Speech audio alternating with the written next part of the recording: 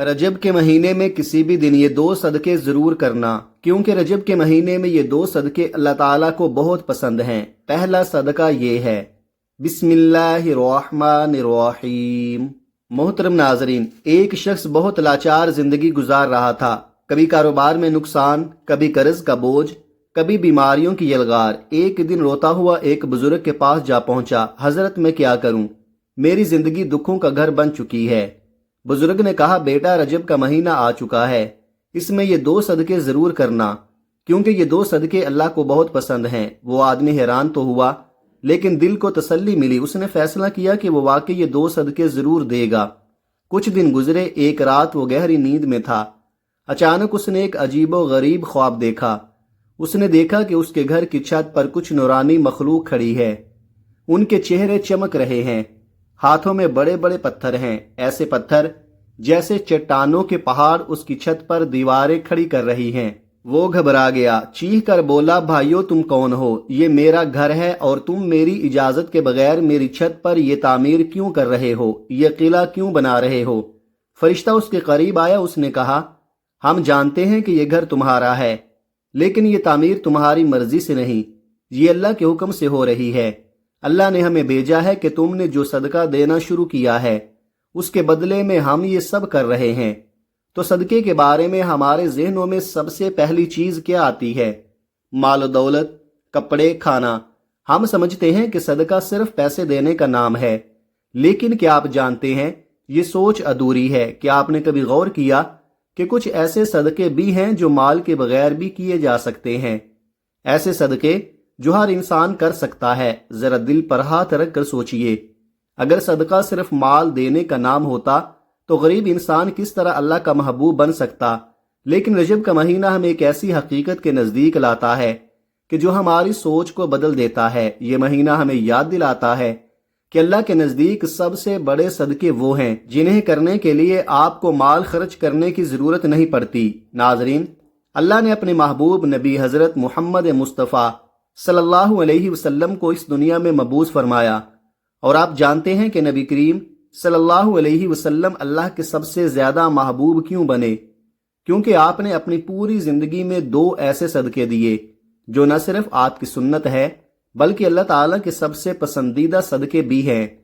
लेकिन सवाल यह है कि वो दो सदके कौन से हैं? कि आपने कभी चाहा कि आपकी दुआएं तेजी से कबूल हों, आपके दुख कम हो जाएं, आपकी जिंदगी सुकून से भर जाए? तो जान लीजिए, इसका राज इन्हीं दो सदकों में छुपा है, जो नबी करीम सल्लल्लाहु अलैहि वसल्लम की सुन्नत भी है, उनकी आदत भी है, और अल्लाह के नज़दीक सबसे महबूब चीज़ भी यही है। ये दो सदके अगर आपने अपनी ज़िंदगी में शामिल कर लिए तो यकीन जानिए, आपकी दुनिया भी बदल जाएगी, आपकी कब्र भी नूर से भर जाएगी और आप आखिरत में भी कामयाब हो जाएंगे।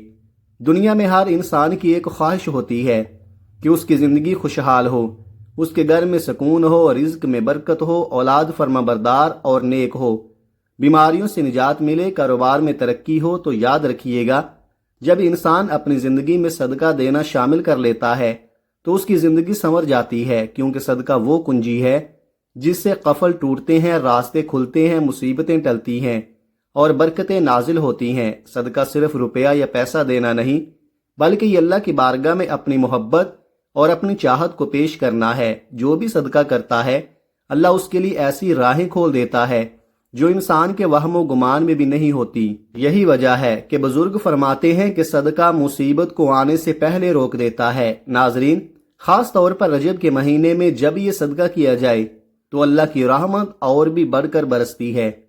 ये सदके की ताकत है। लेकिन आज हम जो दो सदके आपको बताने जा रहे हैं वो इससे भी बढ़कर है। उनके लिए न पैसे की जरूरत है, न माल की, न जेब पर बोझ डालने की। ये वो सदके हैं जो अगर रजब के महीने में कर लिए जाएं तो अल्लाह ताला अपने खास महबूब बंदों में शामिल कर लेते हैं। और यही वो सदके हैं जो नबी करीम सल्लल्लाहु अलैहि वसल्लम की जिंदगी का मामूल थे। अब सवाल ये है कि वो कौन से दो सदके हैं? ये महीना सिर्फ तारीख का एक वाक़या नहीं, बल्कि पूरी इंसानियत के लिए रहमत, सुकून और खुशबुओं से भरपूर खजाना है। अगर आप चाहते हैं कि रजब का महीना आपके लिए बरकतों का जरिया बने, रहमतों का खजाना लेकर आए, तो सबसे पहला सदका यही है کہ اپنے دل کو کشادہ کر کے دوسروں کو معاف کر دیجئے۔ یہ صدقہ ایسا ہے جس کے لیے جیب سے کچھ خرچ نہیں کرنا پڑتا، نہ سونا چاندی دینا پڑتا ہے، لیکن اس کا ثواب اور اس کا اجر اتنا عظیم ہے کہ آپ کی پوری زندگی بدل جاتی ہے۔ معاف کرنے والا انسان اللہ کا محبوب بندہ بن جاتا ہے۔ رجب کا مہینہ دراصل معافی اور درگزر کرنے کا مہینہ ہے۔ یہ وہ مہینہ ہے جو ہمیں یہ یاد دلاتا ہے کہ ہمارے محبوب نبی کریم صلی اللہ علیہ وسلم محض ایک عام انسان نہیں تھے، بلکہ وہ عظیم ہستی ہیں جنہیں اللہ نے اپنی قربت عطا فرمائی، جو اللہ تعالیٰ سے ہم کلام ہوئے، جنہوں نے اللہ کو اپنی آنکھوں سے دیکھا اور جو تمام جہانوں کے لیے رحمت بنا کر بھیجے گئے۔ اگر ایسی عظیم اور بابرکت ہستی نے ہمیں معاف کرنے کا سبق دیا ہے تو ہمیں سوچنا چاہیے کہ معاف کرنا محض ایک اخلاقی رویہ نہیں بلکہ اللہ کی سب سے پسندیدہ صفات میں شامل ہے۔ اللہ خود غفور اور رحیم ہے اور وہ اپنے بندوں کو معاف کرتا ہے، اس لیے وہ چاہتا ہے کہ اس کے بندے بھی ایک دوسرے کو معاف کریں۔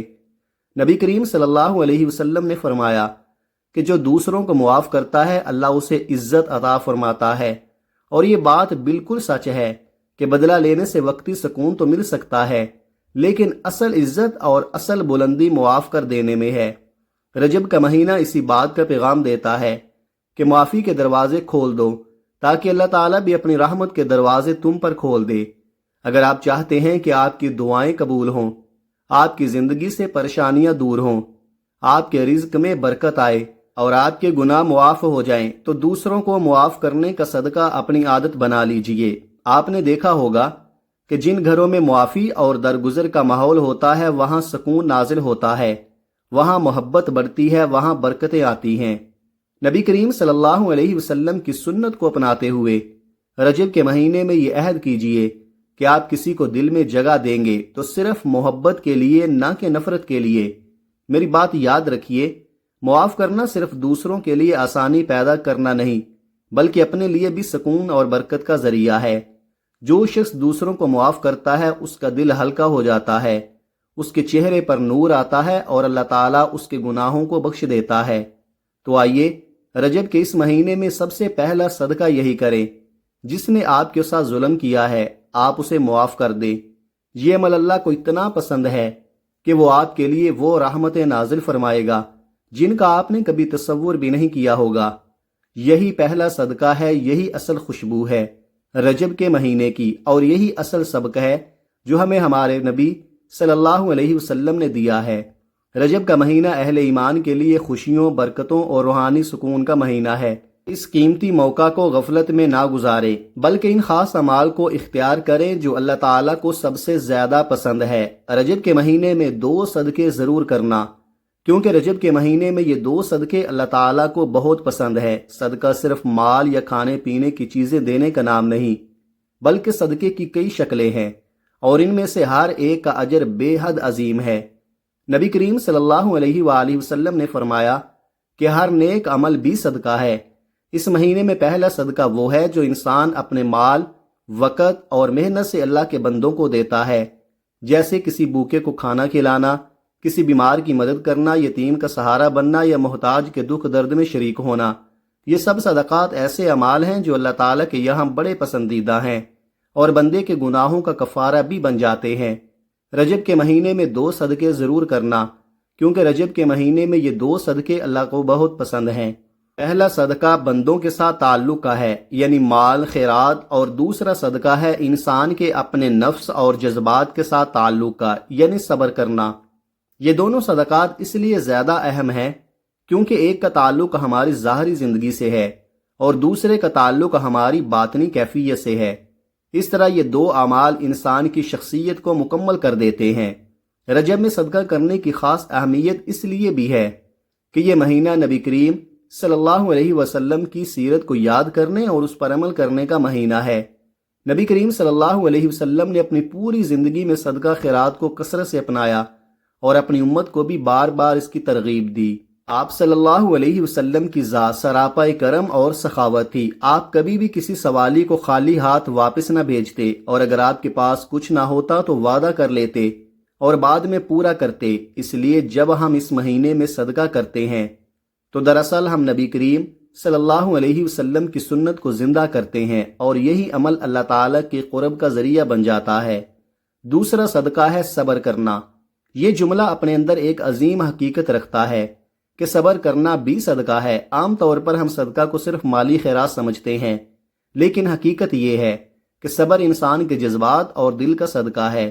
جب انسان اپنی تکلیف، دکھ، نقصان یا غم کے باوجود زبان کو شکوے سے روکتا ہے، دل کو مایوسی سے بچاتا ہے اور اپنی حاجت پر اللہ کی رضا کو قبول کر لیتا ہے، تو یہ صبر ہے، اور یہی صبر اللہ تعالیٰ کے نزدیک سب سے قیمتی عمل ہے۔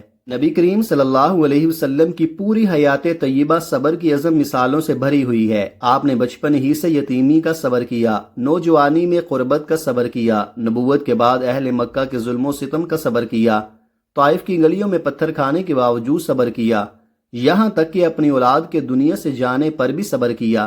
ہر موقع پر آپ صلی اللہ علیہ وسلم نے اپنے رب پر توکل کیا اور امت کو یہ سبق دیا کہ صبر ہی وہ عمل ہے جو انسان کو اللہ کے سب سے زیادہ قریب لے جاتا ہے۔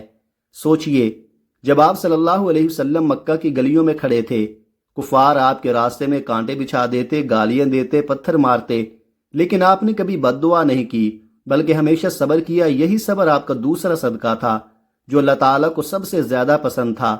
ایک اور موقع پر جب آپ طائف گئے، وہاں کے سرداروں نے آپ کے ساتھ انتہائی بے ادبی کی اور بچوں کو آپ پر پتھر مارنے کے لیے اکسایا، تو آپ زخمی حالت میں بھی صرف یہ دعا کر رہے تھے کہ اے اللہ ان کو ہدایت دے دے۔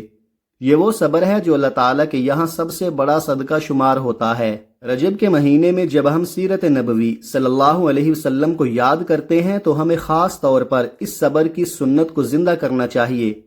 جب کوئی ہمیں تکلیف دے، ہمیں ستائے یا ہماری حق تلفی کرے تو ہم بدلے کی بجائے صبر کا صدقہ دیں۔ یہ عمل بظاہر مشکل ہے مگر اللہ تعالیٰ کے یہاں اس کا اجر بے حد عظیم ہے۔ قرآن میں بار بار فرمایا گیا ہے کہ صبر کرنے والوں کو بے حساب اجر دیا جائے گا۔ گویا یہ وہ صدقہ ہے جس کی کوئی حد نہیں۔ لہذا جب ہم یہ سوچتے ہیں کہ رجب کے مہینے میں 2 صدقے ضرور کرنا، کیونکہ رجب کے مہینے میں یہ 2 صدقے اللہ تعالیٰ کو بہت پسند ہیں۔ رجب کے مہینے میں ہمیں یہاں عہد کرنا چاہیے کہ ہم صرف مالی صدقہ نہیں بلکہ صبر کا صدقہ بھی دیں۔ یہی عمل نبی کریم صلی اللہ علیہ وسلم کی سنت کو زندہ کرنے والا ہے، اور یہی وہ راستہ ہے جو ہمیں اللہ کے قریب کرتا ہے۔ اللہ تعالیٰ اس ماہ مبارک کے صدقے ہم تمام مسلمانوں کی تمام پریشانیوں کو دور فرما کر ہماری زندگی میں خوشحالیاں عطا فرمائے، آمین۔ دعا ہے کہ اللہ تعالیٰ میرا سنانا اور آپ کا سننا اپنی پاک بارگاہ الہی میں قبول و منظور فرمائے، اور آخر میں اللہ تعالیٰ سے دعا ہے کہ اللہ تعالیٰ ہمارا خاتمہ ایمان پر فرمائے، آمین۔ اللہ تعالیٰ ہم سب کا حامی و ناصر ہو، آمین۔ اپنا بہت سارا خیال رکھیے گا، ہمیشہ ہنستے رہیں، مسکراتے رہیں۔ ملتے ہیں کسی اگلی ویڈیو میں، تب تک کے لیے اللہ حافظ۔ السلام علیکم ورحمۃ اللہ وبرکاتہ۔